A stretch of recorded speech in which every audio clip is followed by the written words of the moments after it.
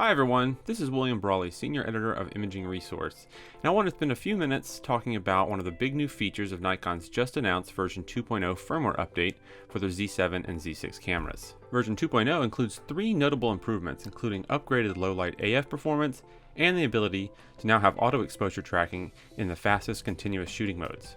However, the big new feature with version 2.0 is IAF for still image shooting. Originally, both the Z7 and Z6 offered face detection AF tracking, but now they have the ability to recognize and track eyes, a particularly great feature for portrait photographers.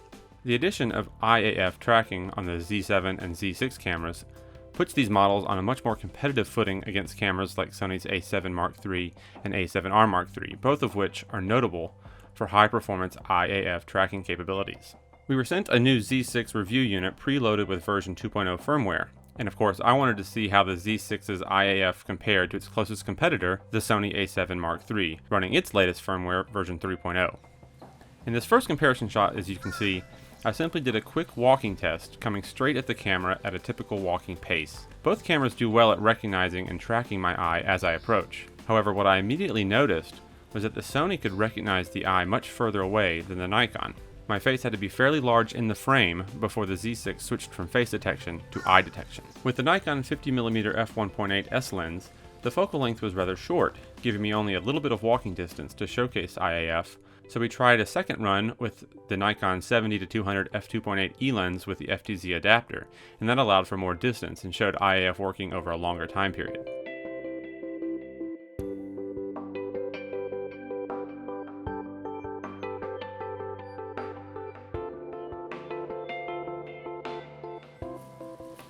The next test was a zigzag test, showing how IAF tracked a subject moving more erratically across the frame.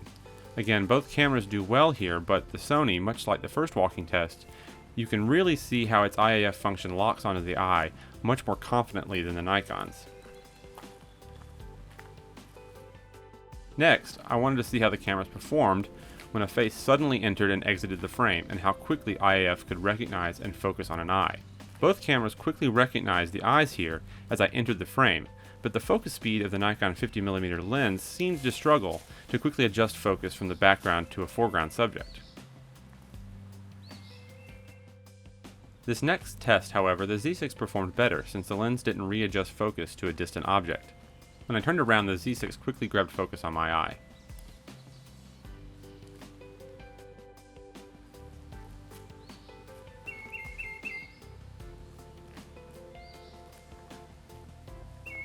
So far, all of these tests have simply been based on half pressing the shutter button, but how do the cameras perform when actually firing off a burst sequence?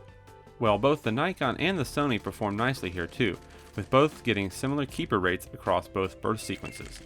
What's interesting here, however, is the difference in the visual experience. When shooting, the Z6 is able to accurately display the focus point on the eye as the sequence progresses, whereas once you start firing on the Sony, the AF point bounces wildly off the eye.